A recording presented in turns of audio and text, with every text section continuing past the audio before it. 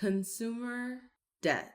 I recently posted about the fact I'm 26 years old and I'm in $95,487.73 worth of debt, and I want to talk about it. This is how I got into $40,000 of debt with nothing to show for it. It starts out with me and my cousin going to college. We were going to a private school that charged $15 to $20K per semester.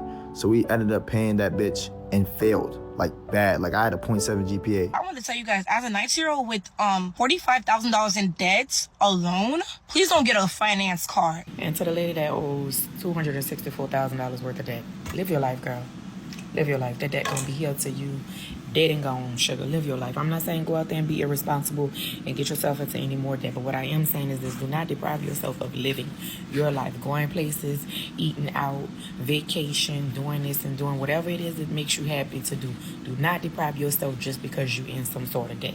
You understand what I'm saying? And I'm talking to me because I owe $207,000 debt, $269,000 to be exact, or whatever. Hit that like button, subscribe to the channel, and share the video. You can support uncensored conversations via Cash App or buying your girl a coffee. Hey y'all, I just wanted to come in here and talk to you guys a bit about this debt crisis that we are having. The first part of it is school. A lot of people, myself included, go into debt because of school. We've all been sold that pipe dream that, hey, you go to college, you'll be able to get this really good job that's going to pay you very well. It's the way to get a career that's going to pay for everything that it is that you want. They sold us this dream all throughout the 80s, the 90s, and definitely into the 2000s. Especially if you watched Black TV shows back in that day, you know, before they ghettoed everything up. Black TV shows heavily pushed that you go to college. That was the way to go. Even like with my parents, especially like my mom, she wanted us to go to college as well. So it was definitely ingrained in us that we should go and seek higher education if we wanted to make anything of ourselves. And not only that, they really sell it to you on, oh, this is a life experience that you need to have. You need to go away to college so you can find yourself. You need to go away to college so you can grow into an adult. It's this experience that you'll never be able to get back if you don't go to college.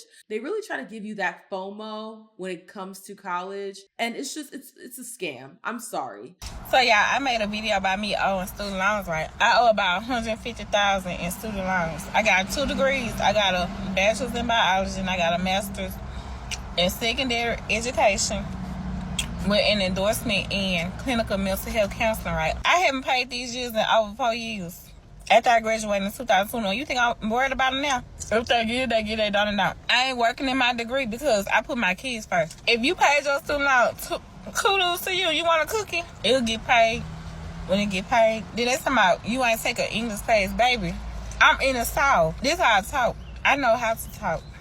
I don't try to come on here talking proper. The whole idea of going to college, unless you are trying to be a doctor, unless you are trying to go into one of the fields where it is required that you go to school, unless you are going into those fields, college is just, it's a waste of money. You're literally just paying for the experience, and that certificate more times than not means very little. And I'm speaking on this from experience. Look, I fell into the trap, you guys. I'm a social worker.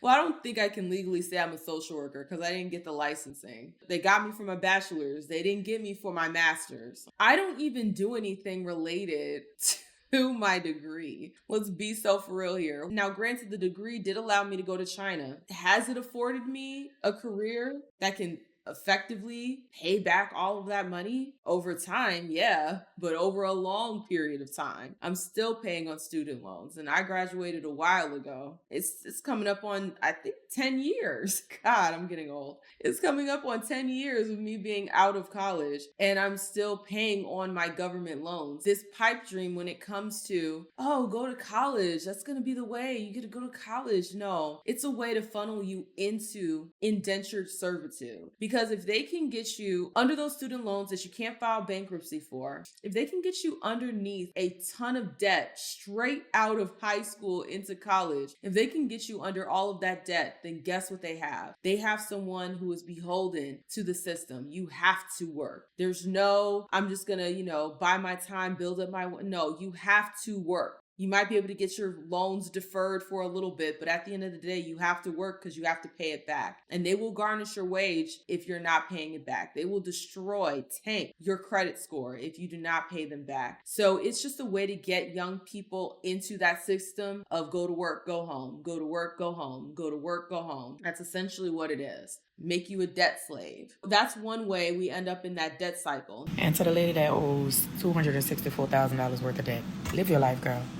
Live your life. That debt gonna be here to you, dead and gone, sugar. Live your life. I'm not saying go out there and be irresponsible and get yourself into any more debt. But what I am saying is this: do not deprive yourself of living your life, going places, eating out, vacation, doing this and doing whatever it is that makes you happy to do. Do not deprive yourself just because you're in some sort of debt. You understand what I'm saying? And I'm talking to me because I owe over $200,000 debt, $269,000 to be exact, or whatever. But that's neither here nor there. But I say all that to say this: some people, they think like, you know, they getting into all this, that, or whatever, student loans, whatever the case may be, and now it's like, oh, I can't do this, or I shouldn't do this, and I shouldn't do that. You should still live your life and do it how you want to do it, because the bills is gonna be here no matter what. The debt is going to be here no matter what, even after you're dead and gone. So live your life and do what you need to do that makes you happy or whatever. Don't, deprive yourself just because you got all these bills or whatever. Don't do that. Still be responsible, but don't deprive yourself just because you have a lot of debt. Because I know I'm not. Baby, I'm living my best life. Do you hear me? And is. And that's why I say I suggest you do the same thing. Because that's what I'm talking about, me.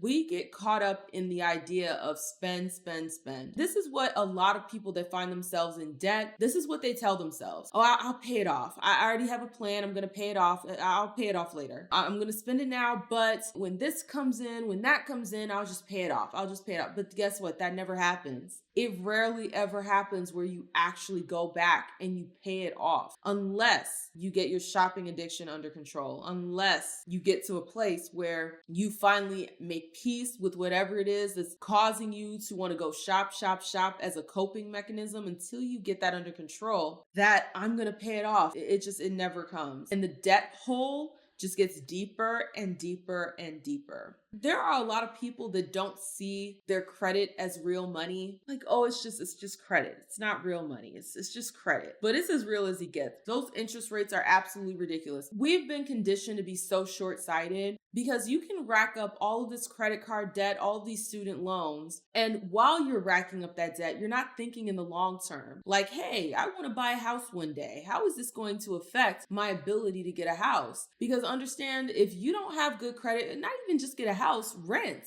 If your credit is trash, it's going to be very hard for you to find a place to live. That's just keeping it a buck. It makes it so difficult when your credit score is in the tanker. It makes it so difficult for you to buy a house. It makes it so difficult for you to rent because they want to see that credit score. They want to see that you are somebody worth trusting. That's what the whole credit system is built on. It's trust. We're going to give you this money right now. We trust that you're going to pay it back in a timely fashion. So when that trust is violated, guess what? Other people, other banks, other systems that could potentially lend you money or give you an offer to rent or an offer to buy, they're not going to look at you like, hey, this is a trustworthy individual. Look at how they screwed over this other company and they're still trying to get their money from them. But hey, this person has a stand. No, it doesn't work that way. But people are so short-sighted. And like I said, I'm not speaking from some ivory tower where I've always made the best financial decisions. No, what we have to understand is we can't be short-sighted when it comes to our finances. When it comes to having something right now because we want the convenience or because we're excited about it, because we get this dopamine hit when we spend, understand we're setting ourselves up for failure later on. We're setting ourselves up to have a tough time when we really start trying to adult, like buy houses, buy cars. We're setting ourselves up to have a tough time and a very high interest rate because that's what ends up happening. If they do allow you to get that house, if they do allow you to get that car, that interest rate is going to be through the roof. If you are struggling with a shopping addiction, understand that is an addiction. Joking around about having a shopping addiction isn't normal. Having multiple online orders on their way to you at all times isn't normal. Hiding or lying about your purchases to your partner isn't normal. A recycling bin always full of deconstructed boxes and packaging and shopping bags isn't normal. Never repeating the same outfit isn't normal. None of these things are normal, but you are not alone. Anything that is going to be triggering that dopamine release is going to be an addiction. When we often talk about this conversation, we lean on, alcoholism, drug abuse, food addiction, but we rarely ever see shopping as an addiction, but it truly is. It's not even like people are obsessed with the products themselves. No, it's about the experience of buying them. Because oftentimes you'll find that people will spend outrageous amounts of money on buying things and then they don't touch them after 2 weeks. Because it's not about the product itself. It's about the dopamine hit that you get when you swipe that card, when you type in the number, when you see your orders on your way, when you see these, hey, you saved $20 even though you spent $500. All of that really feeds into that release of dopamine in the brain. And these companies, they know that. They have entire teams of psychologists and sociologists and all sorts of gists to find the best ways to screw everybody over, to find the best ways to make you addicted to the process so you keep coming back and spending your money. It is that deep. If you found yourself in a lot of debt because of a shopping addiction or because of whatever the case may be, you got looped into the whole college thing or any situation, there are ways to come out of it. It's not going to be easy. You're going to have to make a lot of sacrifices, but anything worth having is worth sacrificing for. Try to cut back on what you're spending, get down to the nitty-gritty of what you need, and cut all the things that you don't need. Spend that money paying off your debt as much as possible, as quickly as possible. Because at the end of the day, you could keep digging that hole deeper and deeper and deeper, or you could try to climb your way out of it. It is what it is. And find other ways to get that dopamine hit, but from something that is positive, something that is healthy. Try to find that dopamine hit from going for a jog or going for a walk. Try to find that dopamine hit from doing something creative, something that requires you to put in work, something that you could actually turn into some side hustle money. You never know. Those empty swipes, that's not going to fill the void. No amount of buying things will ever fill that void and make you feel whole, make you feel like I bought enough. I can now finally stop. Like, no, everything when it comes to consumerism is designed to make you want more, more, more. It's never enough. That's the way they want it. So you keep swiping, swiping, and swiping.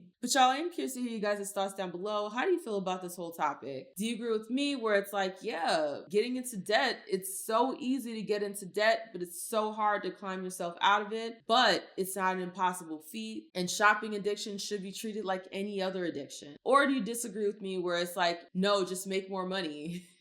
As if you don't have people that make 6 figures but are in 6-figure debt. Like, let's be so for real here. I am curious to hear you guys' thoughts down below. If you like the video, like the video. The more you interact with it, the more it gets pushed out into the algorithm. Also, hype the video if that function is available. If you're feeling a little extra generous, the link is in the description to buy your girl a coffee. Thank you guys so much, and I will see you guys with the next one. Deuces.